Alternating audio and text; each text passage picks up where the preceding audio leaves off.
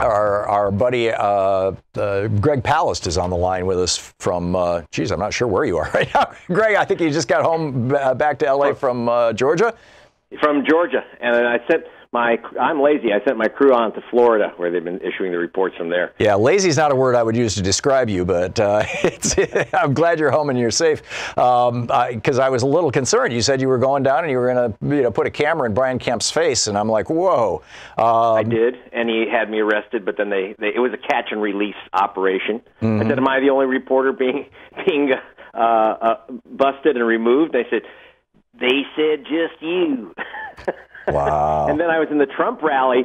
That was actually a bit frightening. I thought I had a good disguise until I left the rally, and thank God I was already outside when someone said, "There's that bad man."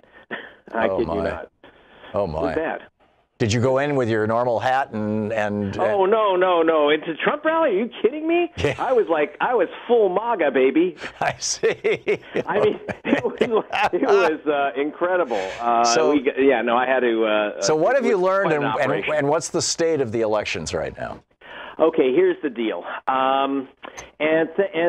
Georgia has to thank Thom Hartmann, because you publicized out the fact that GregPalast.com had the list of all the purged voters of Georgia, which I got through lawsuit against Brian Kemp, Secretary of State, running the election while running for election as governor. So I got that purge list, put it up, and 100,000 people checked it, and so it kind of caused the chaos it was supposed to, people demanding their vote. Judge Amy Totenberg, U.S. Federal District Judge, took a plea from Common Cause, which cited my our work and the fact that people were hearing this on radio and TV from your show, mostly. And Totenberg said, "Listen, you got to start counting." People showed up who didn't know they were purged. They were given provisional ballots. You have to now count those provisional ballots. You have to count the absentee ballots that you knocked off. You didn't even open up in Gwinnett, which is a black area. Because they had so-called mismatch, little tiny technical errors on the outside of the envelope. It's a gotcha game instead of a democracy game. So she's saying these things, and she also held off until tomorrow, Friday, the final certification of the vote. So Common Cause and the Brennan Center, I'm glad someone used our material and for the good. And this is not about being for Stacey Abrams, his opponent, or against Kemp. This is about counting all the votes. And you actually have a judge who thought that's not such a bad idea. The problem is, and here's the problem, Tom, is that we have probably 100,000 people who showed up and were not given provisional ballots. Now, that's a violation of federal law. What Kemp did, while he was cute, he resigned from Secretary of State 2 days after the election. He fixed the whole thing, and then he says, "Oh, I'm going to avoid a conflict. I'm going to quit now and become governor." So what they did was, by purging people off the voter rolls, either people didn't get a voter card, say, "Here's where you go to vote," so they said, "I don't know where I'm supposed to vote." They didn't get their absentee ballot that they normally get. They don't know why.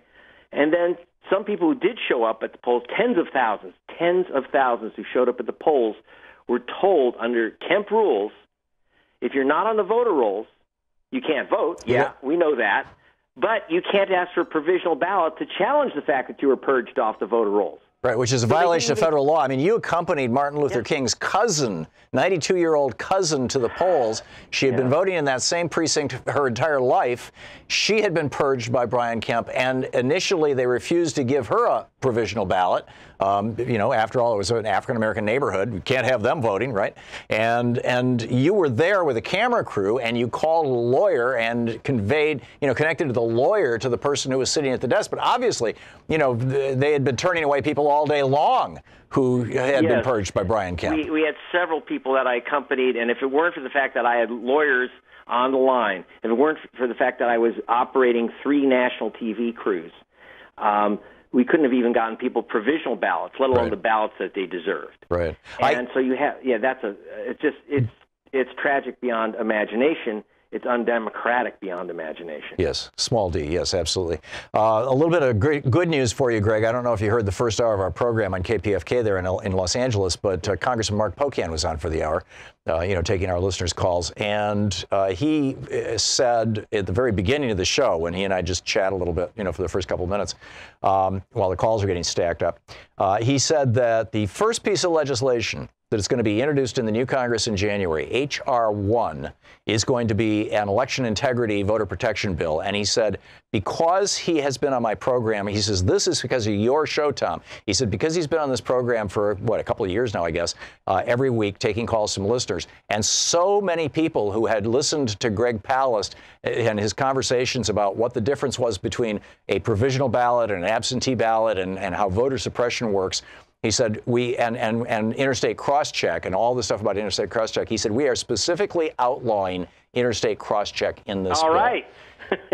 They got to get the, let's see, Mr. Trump is going to have to sign that, but okay, this is how the fight begins. Yeah. And this is why you need a different Congress. But the other issue is, and I hope that they'll take this up, when I wrote the story in Florida in 2000, saying that black people were illegally purged from the voter rolls, called felons, and they weren't.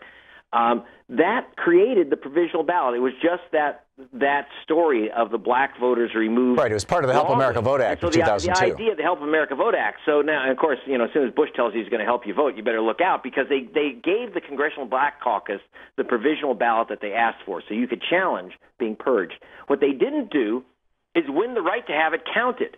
Now, there's something that New York and some states used to have before this provisional nonsense, this placebo ballot where you may think you voted and you probably haven't. But it was an affidavit ballot, which says if you sign under penalty of prison, of perjury, 5 years in the slammer, that you are an American citizen and you're living at this address that should be voting in this station, then your vote counts unless someone comes along and says, that's a lie, that's a fraud. And then, of course, you get arrested. But, basically, we don't assume that Americans are criminals when they're filling out their ballot. Right. And so the affidavit ballot should return to replace the provisional ballot. I know you're one of the few guys I can make that kind of distinction with, but that could change American elections utterly. And I will tell you that we're not done in Georgia. My attorneys, I've already sued Brian Kemp in federal court, and my attorneys and maybe others will be joining us in adding new information about just this issue of people denied. I mean, Totenberg did a great job in saying count those provisional ballots. That's radical. But what's still missing is Kemp stopped people from getting those ballots. So now we have to make the case. You have people who didn't have a chance to vote. It's a razor-thin margin about whether there'll be a runoff or not. The state's doing a runoff anyway for Secretary of State, by the way, so it's no big deal to add the governor's race. Just rerun this race and put those 340,134 voters that my team found were illegally purged, put them back on the rolls, let them vote in the runoff, and then see what democracy determines. Yeah. And in fact, after I get off the air today, I'm flying back to D.C. For a meeting Thursday and Friday. But after I get off the air, I will send a note to Congressman Pocan telling him about the New York affidavit ballots. I did not know about those, Greg. Thanks so much for the information. And, hopefully there's still time to get that, if possible, to get that into H.R. 1, this opening piece of legislation. I think they'll be spending a lot of time on figuring out what to do there. But, be very careful when you talk about Ayers and Karl Rove. They had their hand in the Help America Vote Act. So we end up with a so-called reform, which ended up with further disenfranchisements. But look, Brian Kemp has absolutely violated the National Voter Registration Act of '93. You're supposed to his job was to make the voter rolls more accurate. Well, bleaching them white is not making them more accurate. It's just making them whiter. And he can be governor. He can be the big kahuna. He still has to face me in a federal court and start telling the truth under oath, because I've had too many crazy responses from this guy, and the only thing we can do is put him under oath and ask him some very uncomfortable questions. Yeah. And by the way, Georgia, unlike other states, has a special provision in the law which says if there's questions about large numbers of votes in the state, that the election can be overturned. Oh, really? Oh, yeah. Watch this space. Wow. Is that a legislative procedure, a judicial procedure? Who's responsible? That's a judicial procedure. It's uniquely in Georgia law. It would be Georgia appeals courts, or whatever they call them, the top courts in Georgia. It would be initially could be Georgia courts. However, because the federal law is also involved, this gets a little complicated. You can the federal judge Totenberg can simply take control and say, I'm going to rule under Georgia law, combined with the National Voter Registration Act, and do something radical. Say, you know what? Everyone gets to vote. Every vote gets counted. Yeah, she could do that under the Supremacy Clause. You're absolutely right. Greg Palast, GregPalast.com. Thank you, Greg. You're the best, Tom. Bye. You too.